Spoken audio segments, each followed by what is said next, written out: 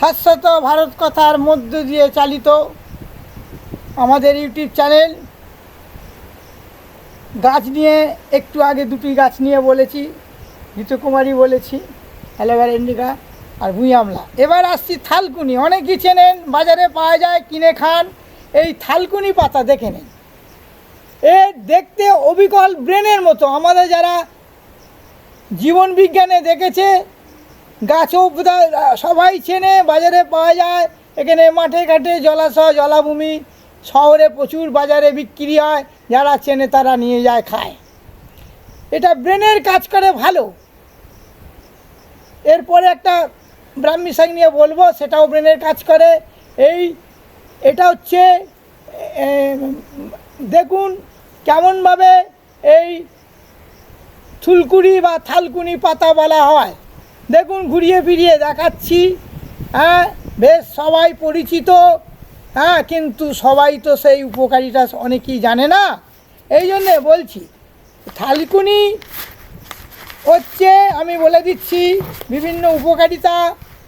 থালকুনি বা ব্রাহ্মী শাক, আর এই হচ্ছে ব্রাহ্মী। দুটোই ধরনের কাজ করে। এটা যে ব্রাহ্মী, অনেকে চেনে, অনেকে চেনেন না। আমি এখন থালকুনি নিয়ে বলি, তারপরে আমি ব্রাহ্মী নিয়ে বলবো। থালকুনির নাম হচ্ছে হাইড্রোকলিলি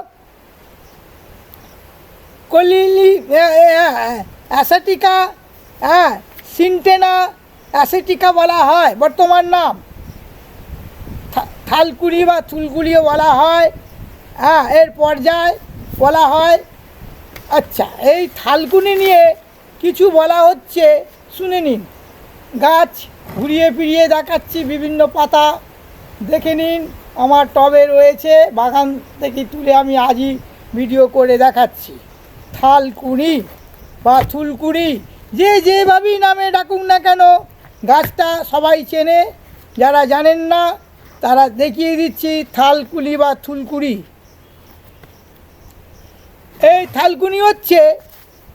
থালকুনি অতি পরিচিত প্রাচীন উদ্ভিদ আমাদের এই বাংলায়, ভারতের। এর পাতা অনেকটা ব্যাঙের পায়ের সদৃশ্য দেখা যায়। আবার আমাদের ব্রেন, যে মস্তিষ্ক, মাথার ভিতরটা, বিজ্ঞান বইয়ে দেখে নেবেন, জীবন বিজ্ঞানে যারা পড়েছে বা ডাক্তারি, ব্রেনের কাজ করে এরা। সেই জন্যে এটাও মেধা শক্তি বাড়ায়। মাটিতে বিভিন্ন উদ্ভিদ, এটা ভারতের গণে এই প্রজাতি সারা হয়। হিন্দি এখানে থালকুনি অনেকে অনেক নামে ডাকে। এটি এশিয়াটিকা বলা হয়, সেন্টেলা এশিয়াটিকা বৈজ্ঞানিক নাম বা ল্যাটিন নাম বা সায়েন্টিফিক নেম। আচ্ছা, আর এক নাম ছিল হাইড্রোকোটাইল এশিয়াটিকা। এটিও অ্যাপিয়েসি পরিবারভুক্ত। বাংলার বাইরে অনেক জায়গায় সব কিছু দেখা যায়। প্রায় 3 মিনিট হয়ে গেল, আর বেশি এই নিয়ে বলবো না, অন্য গাছ নিয়ে বলবো। এটা আলাদা উদ্ভিদ। আরও আছে ব্রাহ্মী নিয়েও বলা আছে। পরেই আসছি ব্রাহ্মী। এটা আমাশার দিকেও কাজ করে এবং রক্ত পরিষ্কার করতেও খুব ভালো কাজ করে। এই কাজ কিভাবে এর খাওয়া যাবে আমি পরের ভিডিওতে বলবো। হ্যাঁ, গাছের কোন অংশটা কিভাবে খাওয়া হয়। বাজারে তো থালকুনি বড়ি বা ট্যাবলেট বিক্রি করে, সেটা গাছের গুণাগুণ 1 বছর, 1 ইয়ার্স, এর বেশি এর গুণাগুণ থাকে না, গুণগত মান। সেই জন্যে সহজে গাছ চিনুন।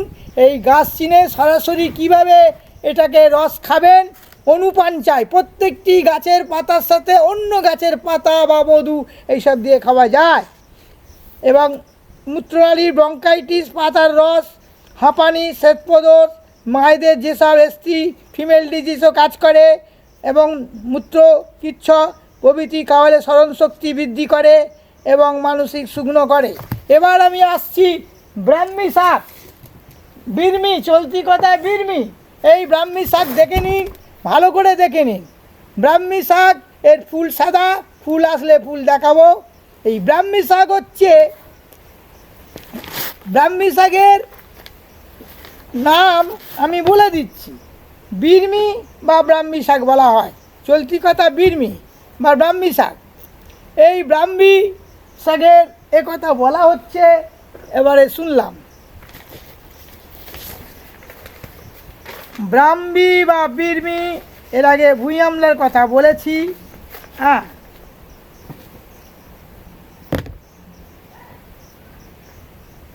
ঘৃতকুমারী বললাম, আজ এরপরে আমি ব্রাহ্মী শাক নিয়ে বলছি।